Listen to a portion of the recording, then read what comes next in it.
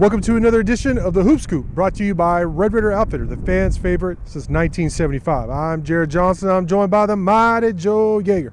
Mighty Joe, man, how you doing today? Whew, doing all right. It's brisk out here, though, I'll tell you that. Yeah, it's cold. It was really cold when I took the boy to school this morning. It was like 18 or something. And I was like, no.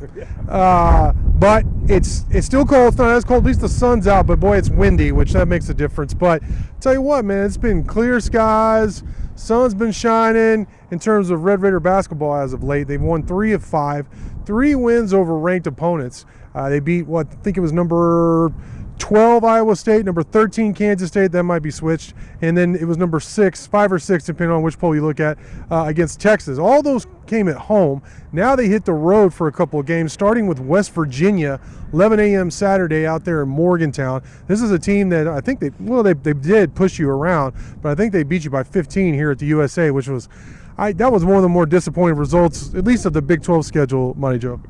Yeah, no doubt about it. I mean, Tech came out in that game pretty well. First 4, 5, 6 minutes, looks like things were going great, and then it just all fell apart, man. And you could see it even before halftime. It was looking rough, and it continued in the second half. And yeah, they pulled away and won by 15. Got 17 offensive rebounds, or 17 board advantage against Texas Tech. 14 offensive rebounds in the first half. Wow. So the offensive rebounding, controlling the defensive glass was a big problem for Texas Tech.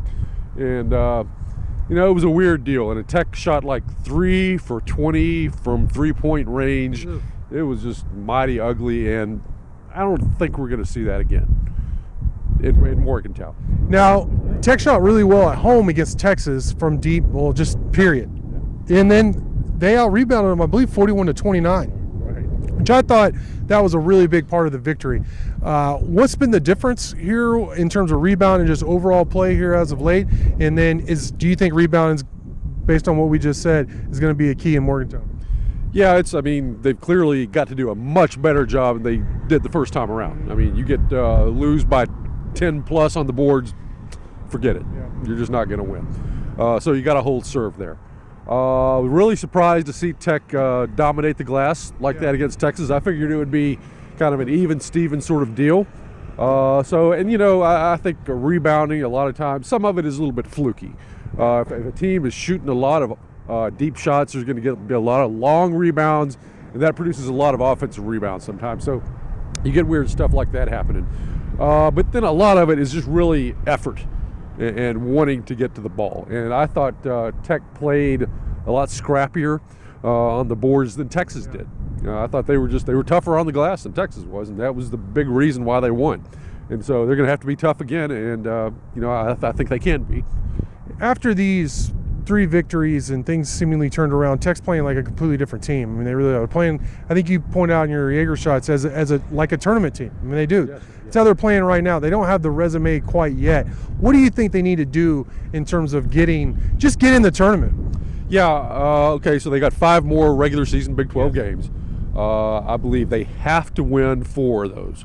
Okay. To even be anywhere considered. You go 3-2. And make a run to the Big 12 title game, you might have a shot at it, although even there I think that's a little bit iffy.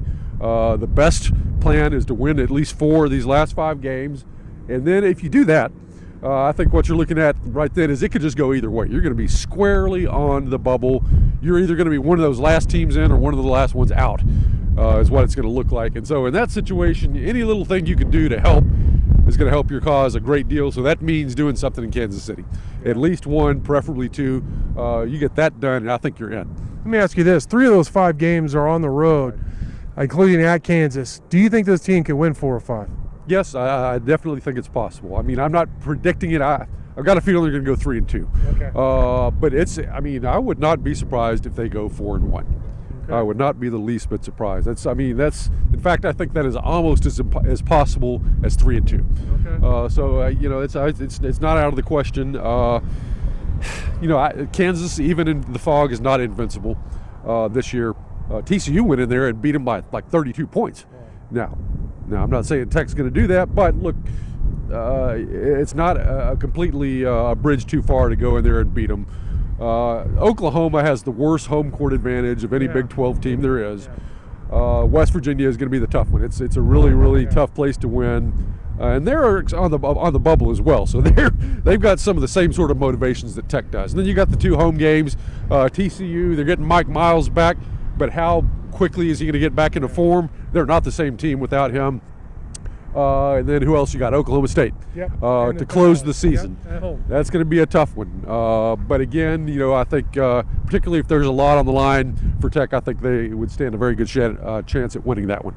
All right, Monty Joe, great stuff from you as always. Appreciate it. Thank you all for watching, and until next time.